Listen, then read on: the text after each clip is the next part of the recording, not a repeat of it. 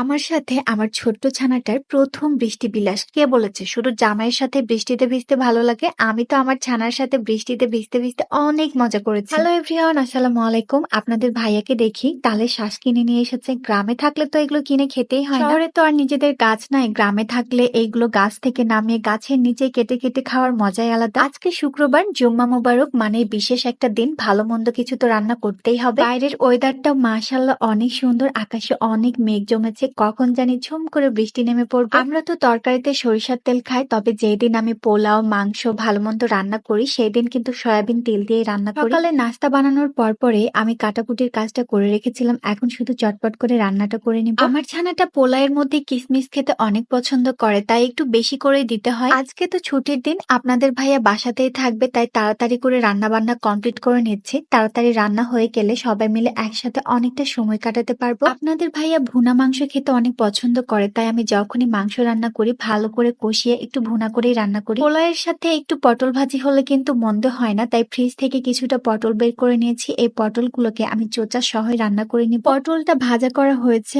আর বাইরে বৃষ্টিও চলে এসেছে। আমি তো আর ঘরে থাকতে পারিনি, চলে গিয়েছিলাম সোজা ছাদে। অনেকগুলো বছর পর আমি এইভাবে বৃষ্টিতে ভিজছি, তবে একা একা ভিজতে একদমই ভালো লাগছিল না। আর পাশ থেকেও মেয়েটা বলছিল সেও বৃষ্টিতে ভিজতে চায়, তাই তাকেও নিয়ে চলে আসলাম বৃষ্টির মধ্যে। এইবার পরিপূর্ণ লাগছে আমার মেয়ের জীবনে। এটাই প্রথম তার বৃষ্টি বিলাস, তাও আবার আমার সাথে। বিশ্বাস করেন, বৃষ্টিতে ভিজার মতো আনন্দ আর কোনো কিছুতেই নাই। তাকে নিয়ে তো পুরো ছাদ ঘুরছিলাম। মাঝে মাঝে তো ভুলেই যাই আমি বড় হয়ে গিয়েছি। তবে জীবনের দুঃখ কষ্টগুলোকে সাইডে রেখে মাঝে মাঝে নিজের জীবনটাকে উপভোগ করা উচিত। কি সুন্দর বৃষ্টিতে ভিজে মা মেয়ে মজা করছিলাম। হুট করে বৃষ্টিটা হালকা হয়ে গেল। এত হালকা বৃষ্টিতে তো আর মজা করা যায় না। পায়খানা বুড়ি তো যেতে চাচ্ছিল না, কিন্তু এই হালকা বৃষ্টিতে ভিজলে ঠান্ডা লেগে যাবে। বৃষ্টি থেমে গেল, কমে গেল।